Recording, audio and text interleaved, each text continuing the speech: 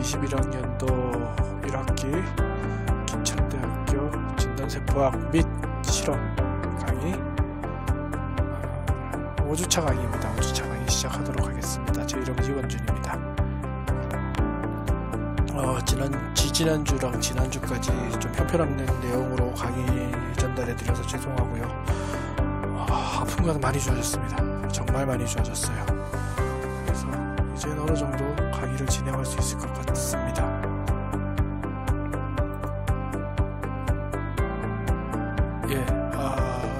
잠깐만요. 확실히 아프고 나서 좀 괜찮아져서 그런가 계속 지금 장인어른, 장모님, 동생, 친척들이 다 연락이 와가지고 뭐 하다가 전화오고 뭐 하다가 카톡 오고 이러네요.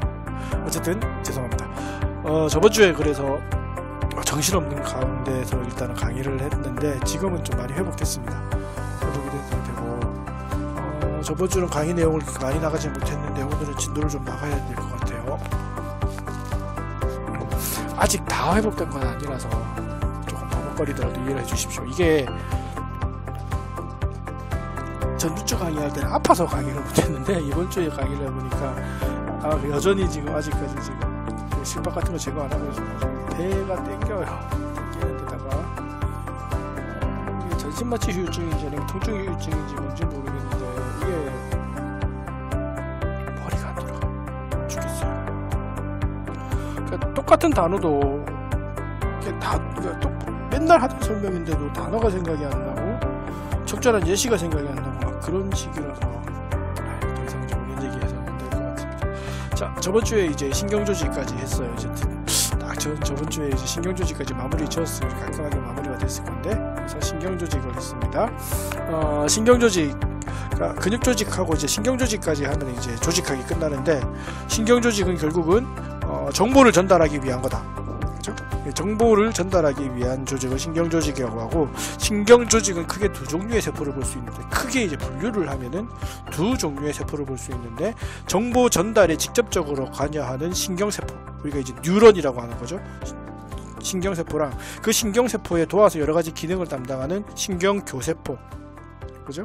네, 이렇게 두 가지로 나눌 수 있다. 일단 그래서 신경세포에 집중을 하자면, 신경세포는 이제 모양 자체가 중요하다. 그죠? 그래서 가지돌기라든지 축삭이라든지 뭐 이런 것들, 그죠? 중요하다고 했었어요. 그리고 나서 이제 신경교세포를 할 겁니다.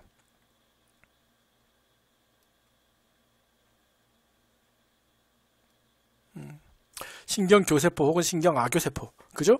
자, 신경악교세포는 여러분 중요한 개념 중에 하나가 뭐였냐면은, 일단 1번.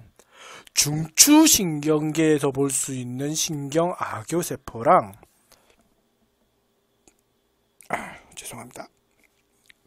그러니까 중추신경계에서 볼 수 있는 신경악교세포랑 말초신경계에서 볼 수 있는 신경악교세포의 이름이 달라요.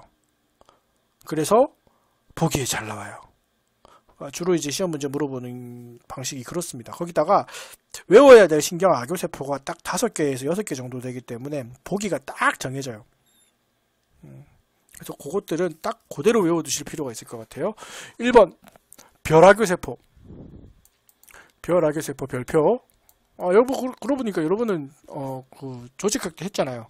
이거 염색하는 방법도 다 기억나야 되는데,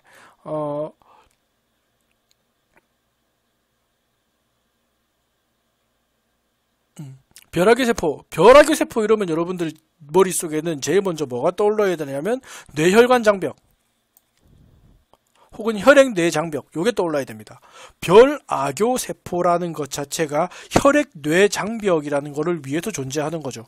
이거에 대해서는 여러분들이 조직학 시간에도 배웠고 다른 시간에서도 여러분 다양하게 배웠기 때문에 깊게 설명 안 합니다. 그죠? 예.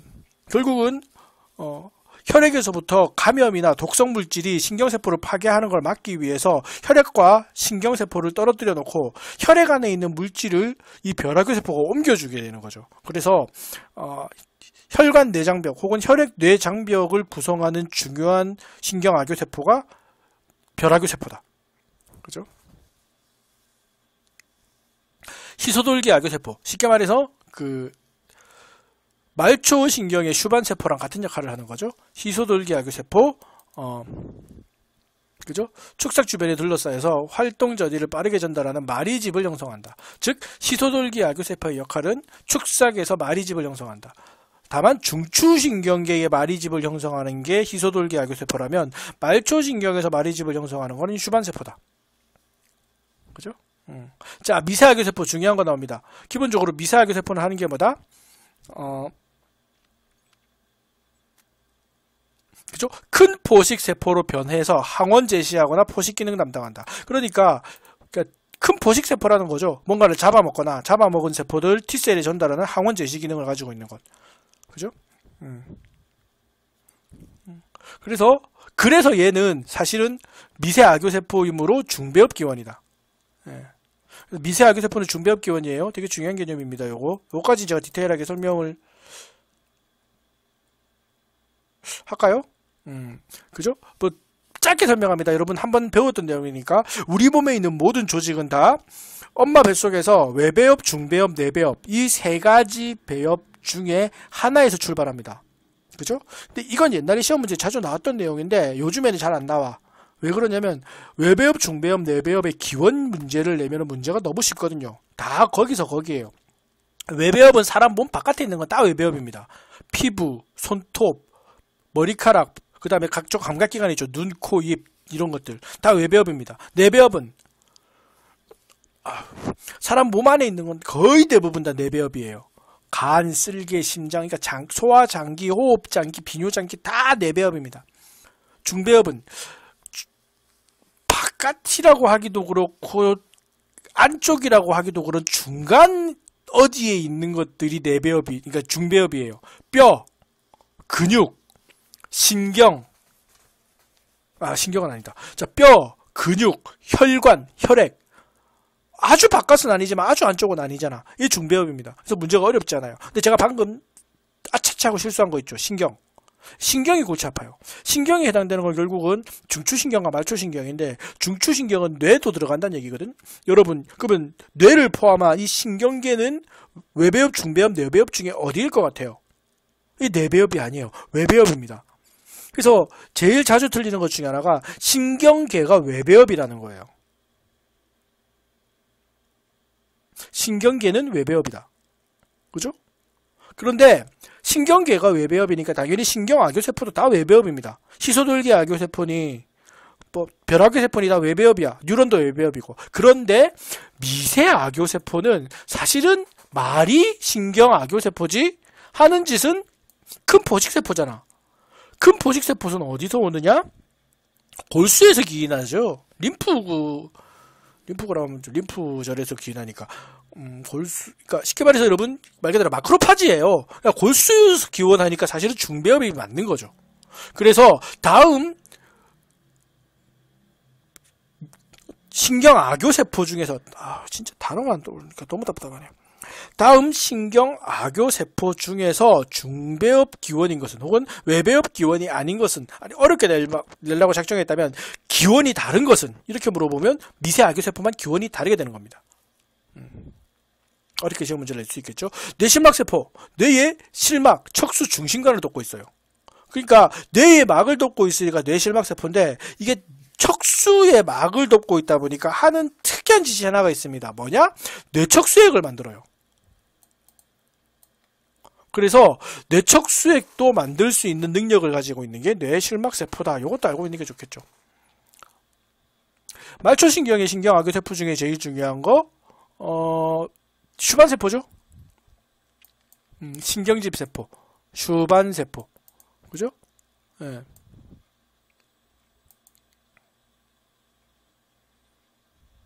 그죠? 슈반세포가 바로 말초신경에서 마리집을 형성하는 세포죠. 이렇게 보시면 되겠습니다. 그래서 신경조직까지 끝나면은 일단 진돈세포학에서 이제 기본적으로 우리가 배웠던 세포랑 조직까지는 정리가 되는 것 같습니다. 10분이나 걸릴 건데 1분 안에 하긴 힘들었겠네요. 자, 일단은 진단병리학의 기초로 이제 넘어가도록 하겠습니다. 잠깐 끊고 갈까요? 이제 사실은 이제 지금까지 조직 해부학 세포학, 조직학을 배웠으니까 이제 병리학을 배울 차례입니다. 여러분들이 2학년, 딱 지금으로부터 한 2년 전에 2학년 1학기 때 저와 함께 배웠던 병리학을 생각해 보시면 될 것 같아요. 그죠? 자, 바로 세포 적응부터 먼저 나오잖아요. 잠깐만요. 지금 4학년들 중에서 병리학 지수강 하시는 분도 계시겠지만 병리학의 가장 기본적인 흐름이 어떻습니까? 모든 세포는 안정상태에 항상성 안정상태에 있기 원한다. 호메오스테시스를 이루기 원한다는 겁니다. 그죠? 늘 안정하고 편안하고 상황이 안 바뀌었으면 좋겠다는 거예요. 늘 변화를 바라지 않습니다. 그죠? 네. 제발 그냥 이대로 끝났으면이라고 생각하는 게 모든 세포의 마음이지. 근데 문제는 뭐냐면은 늘 항상 안정하고 싶은데 뭔가 끊임없이 생리적으로 자극이 온다는 거예요. 그죠? 예, 여러분 강의들 이제 3월 마지막 주에서 4월 첫 주 사이에 여러분 강의 듣겠네요. 예, 벚꽃이 지금 죄송합니다. 피기 시작했던데 여러분들이 강의 들으실 때쯤 되면은 피는 게 아니라 지기 시작할 겁니다. 그죠? 엊그저께만 하더라도 미친 듯이 추웠는데 아직까지 저는 패딩을 세탁소에 갖다 맡기지도 않았는데도 불구하고 지금 벌써 추워져서 반팔을 입고 다니는 사람이 더워져서 가능성이 있습니다. 늘 환경은 그냥 따뜻하고 편안한 걸로 끝나지 않아요. 덥다 싶으면 춥고 춥다 싶으면 덥죠. 그죠? 아, 그렇게 말하는 거다. 그죠? 시원하다 싶으면 추워지고 따뜻하다 싶으면 더워져요. 그러면은 더우면 더운 대로 살고 추우면 추운 대로 살아야 되잖아요. 그걸 이제 적응이라고 하죠. 예. 우리는 늘 편안하게 늘 있던 그대로 있고 싶은데 환경은 끊임없이 변해. 여름이 됐다 겨울이 됐다. 그죠? 돈이 있었다 없었다. 환경을 끊임없이 변합니다. 그러면 어떻게 해야 되냐? 적응이라는 걸 해야 돼요. 그죠? 1번 생명체는 끊임없이 안정하기를 원한다. 근데 외부의 자극이 생명체를 가만두지 않는다. 병리학할 땐 여러분 이 외부의 자극 제가 외우라고 누누이 말씀드렸죠. 물리적인 자극, 감염성인 자, 화학적인 자, 그죠? 뭐 여러 가지 저산소에 의한 손상 뭐 이런 것들이 있었어요. 그런 엄청난 자극에 의해서 손상을 받으면은 결국은 첫 번째 적응을 합니다. 그죠? 1번 항상성 안정 상태에서 생리적 자극에 의해서 자극을 계속 받게 되면 처음엔 적응하려고 해. 자, 적응을 하려다가 못하면은 그 다음엔 손상을 받지. 이 손상이 크게 놔두면 가역적 손상과 비가역적 손상으로 나눠지는 거죠. 기억나요? 그죠? 예. 그래서 가역적 손상이면은 이 자극이 멈추는 그때부터 다시 안정 상태로 돌아옵니다. 그죠? 근데 비가역적 손상이 되면 어떻게 됩니까? 얘들은 살아날 가능성이 없죠. 간다고 하더라도 엄청나게 데미지를 입은 상태에서 지 기능을 못합니다. 그러면은 둘 중 하나입니다. 죽어야 되는, 둘 중 하나도 결론은 하나입니다. 살아갈 수 있는 형태를 유지하지 못하면 죽는 수밖에 없어요. 그 죽는 방법이 자멸사냐, 괴사냐가 되는 거죠. 그죠? 한 번 더 정리합니다. 세포는 안전 상태를 원한다. 끊임없이 안전 상태를 원하는데 세포는 그 반면에 주위 환경을 끊임없이 변하면서 세포에게 자극을 준다. 세포가 자극을 받으면 처음 적응하려고 한다. 그러니까 적응이 어떤 게 있는지 알아야 돼요. 두 번째, 적응을 못하면 손상을 받는데 가역적 손상을 받으면은 결국은 회복한다. 이게 세포의 회복 혹은 수복입니다. 회복 단계에 어떤 일이 있고 어떤 종류의 수복을 하는지 알아야 됩니다. 마지막으로 수복하고 회복하지 못하면은 비가역적 손상을 입게 되는데 비가역적 손상은 결국은 세포 자멸사 아니면 세포 괴사로 갑니다. 첫 번째, 자멸사와 괴사의 결정적인 차이가 뭔지 알아야 돼요. 두 번째, 자멸사는 괜찮지만은 괴사는 그 종류가 다양해요. 그 종류를 알아야 됩니다. 지금 제가 설명드린 것들이 2학년 때 배웠지라고 해서 머릿속에 차르르 지나가져야 돼요. 그래야지 공부 제대로 하신 거죠. 한 번 더 리뷰를 해드리겠습니다. 같은 계속 나와요. 세포는 각종 변화에 따라 형태가 변한다. 그죠? 그래서 세포는 기본적으로 항상성 안정 상태에 있는데 생리적 자극이 한계를 넘어서면 변적 상태가 된다. 첫 번째, 병적으로 가기 전에 최대한 안정 상태의 한계에 머무는 것을 적응이라고 부른다. 그죠? 자, 그래서 적응에 해당되는 거 잘 체크해 주세요. 1번 비대. 그죠? 세포의 크기가 커지고 부피가 증가하는 것. 그래서 여러분 증식과 비대는 차이는 알아야 돼요. 그래서 비대라는 것은 세포의 크기가 커지는 거지만은 수적 증가가 동반되지 않는 것. 그죠? 그 제가 이거 재작년에 강의하면서 보통 제가 비대 설명할 때 어린아이에 대한 얘기, 그 아동 소아 비만에 대한 얘기를 자주 했습니다. 그 참 요즘에 그 부모들의 자질이 중요한데, 그 아이들이 갓난아이가 너무 많이 울면은 아이를 최대한 빨리 우는 아이를 달래는 방법 중에 제일 쉬운 방법이 젖병을 물리는 거예요. 젖병을 물리면 애들 금방 조용해집니다. 근데 그 방법이 굉장히 안 좋은 방법이라고 하잖아요. 왜냐하면 필요 이상의 영양분이 들어오게 되면은 소화 비만이 생겨요.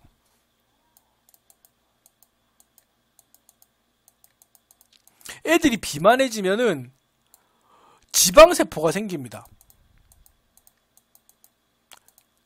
지방세포가 생성되면 이 지방세포와 아이 성장기가 같이 자라거든요. 그러면은 소아비만은 성인 비만으로 가야 돼요. 그럼 나중에 여러분 어렸을 때는 내가 뭘 몰라서 많이 먹었다지만 나중에 나이 먹어서 살을 뺀다고 생각을 해봅시다. 그러면 지방세포가 점점점 성장을 했는데 나이가 들어서 살을 빼면은 지방세포의 숫자가 줄어드는 게 아니라 지방세포의 크기가 줄어들어. 그러면은 다시 먹기 시작하면 살이 쉽게 찌겠지. 이런 겁니다. 숫자와 크기의 차이가 여기에요. 그래서 숫자가 증가하는 게 아니라 크기가만 커지는 것을 비대라고 불러요. 자, 두 가지 경우 줄 거 놓으십시오. 생리적 비대랑 병적 비대가 있습니다. 생리적 비대라고 하면 주로 이제 해당되는 게 임산부의 평활근 비대, 그리고 운동선수 근육 이런 거. 네. 생리적 비대입니다. 운동을 해가지고 몸이 부른 거죠. 그죠? 쇠질을 해서 갑바가 늘어났다든지 이런 거. 그 다음에 병적 비대는 말 그대로 고혈압을 가지고 있어서 아니면 심장 기능이 안 좋아서 아니면 운동 부족으로 좌심실 비대가 왔다든지 이건 여러분 병적 비대죠. 좌심실 비대는 건강에 얼마나 안 좋습니까? 그죠? 그래서 생리적 비대랑 병적 비대가 있다. 위축 비대의 반대죠. 세포의 크기가 기능이 감소하는 것. 자, 위축은 수적 감소도 동반합니다. 그러니까 비대는 수가 늘어나지 않고 크기가 늘어나는 건데 위축은 크기랑 수가 다 줄어들어서 기능이 다 떨어지는 걸 의미한다. 요건 알아두시는 게 좋아요. 생리적 위축 중에 대표적인 게 폐경기가 지난 노인성 위축. 그러니까 더 이상 임신을 하지 못하는 여성의 질이 위축되는 것들은 생리적 위축이죠. 자연스러운 거잖아. 병이 아니잖아. 여러분 여자가 더 이상 임신할 수 없다고 그게 병이에요? 아니죠. 그런 겁니다. 그 다음에 골절 환자의 속고 근육에 의한 근육 위축. 예, 다리가 부러져가지고 못 걸어 다녔더니만 근육에 살이 빠지더라. 예, 병적 위축이죠. 이런 것. 병적 위축 중에 대표적인 게 욕창. 욕창은 대표적인 병적 위축입니다. 그 아시죠? 여러분 그 사지가 마비되거나 완전히 그러니까 누워 있을 수밖에 없는 질환을 가지고 있어가지고 한 6개월 정도 한 자세로 계속 누워 있었더니만은 누워 있는 부위 중에 특별히 그 피가 안 통하는 부위가 썩어 들어가는 병을 욕창이라고 하잖아요. 그렇죠? 이런 것들은 병적 위축에 해당된다는 겁니다. 과형성, 다른 말로 증식. 쉽게 말해서 여러분 그 비대랑 같이 가야 되죠. 예. 비대는 그 크기가 커지는 거라면 과형성은 양이 많아지는 겁니다. 그래서 세포가 자극에 의해서 양적 증가하는 것을 과형성이라고 한다. 생리적 과형성 중에 대표적인 건 사춘기 여성의 유방이 자라는 것, 가슴 커지는 거 얘기합니다. 그죠? 그 다음에 여성의 생리 주기에 따른 장국 속막의 증식, 그러니까 그죠? 뭔지 아실 거예요, 그죠? 이런 것들을 얘기합니다. 그 다음에 상처 치유 과정에서 켈로이드도 마찬가지지만 상피가 재생되는 것 다 양적 증식입니다. 병적 증식 같은 경우에는 그 사마귀 같은 바이러스 증식이라든지 뭐 이런 것들. 그 다음에 물론 이제 폐경이 끝났음에도 불구하고 우울증이나 이런 여러 가지 이유 때문에 에스트로겐 치료를 받은 사람의 여성이 증식하는 것도 여러분 과형성이다.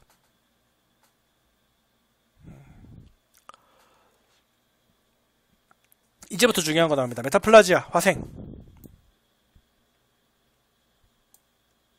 기억이 나실 겁니다.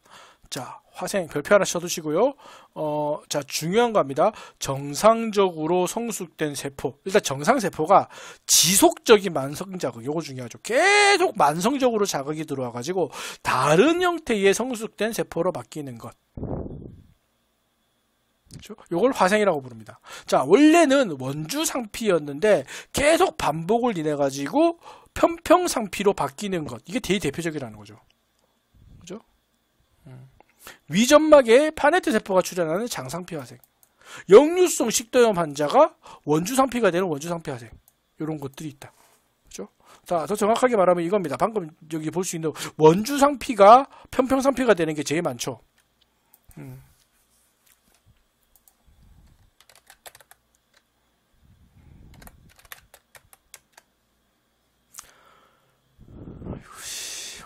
화생 말고 회생 말고.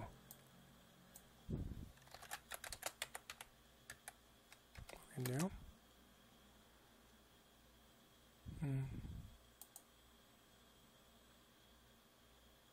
세포가 다른 종류로 변하는 거 이렇게 돼 있죠. 여기 지금 나와 있는데 그림을 보셔도 여러분이 이해를 못 하실 것 같아가지고 뭐라고 말씀을 못 드리겠네요.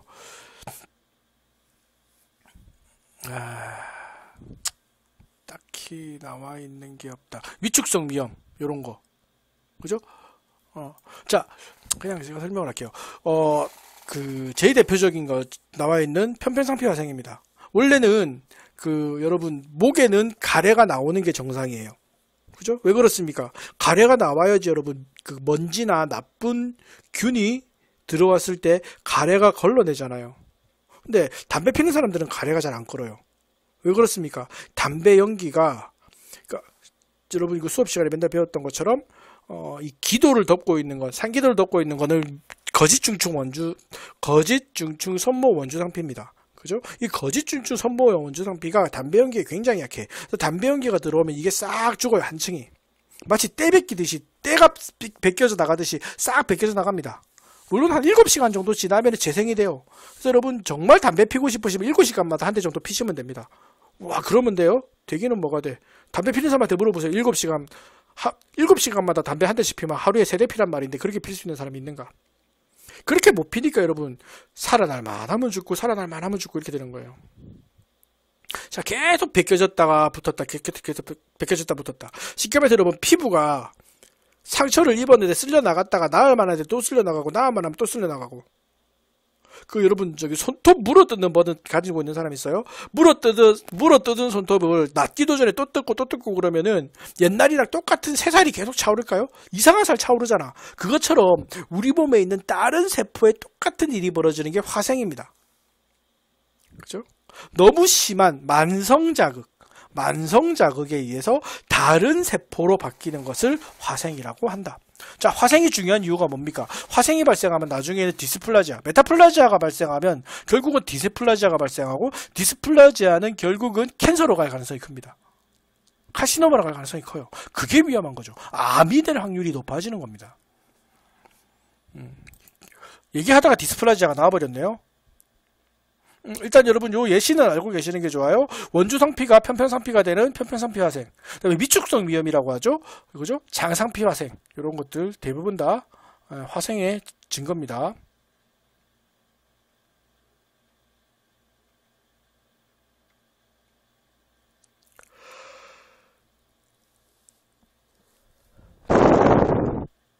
자, 2번 세포 손상. 자, 결국은 지금 디스플라지는 안 나오네. 그래서 지금 적응 단계 했어요. 위축, 비대, 그 다음에 과형성, 화생. 이런 것들은 그나마 적응의 단계라는 겁니다.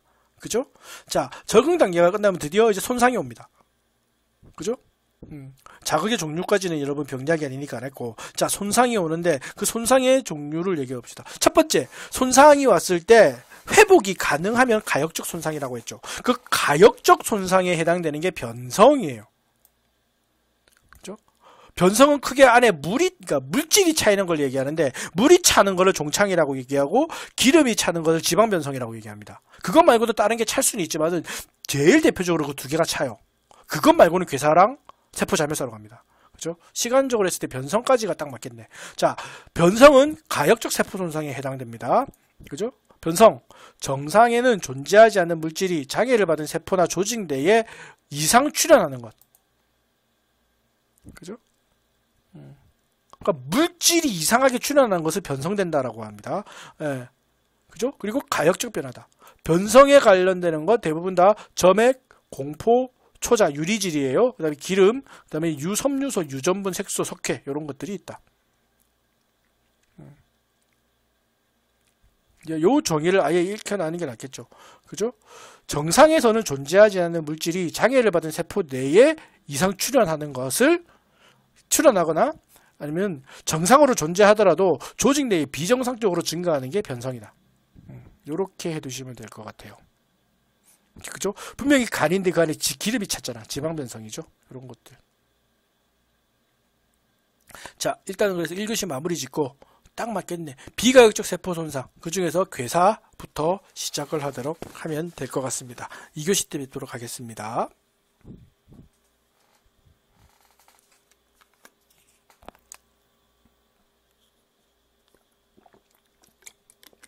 아, 이거 안 껐네.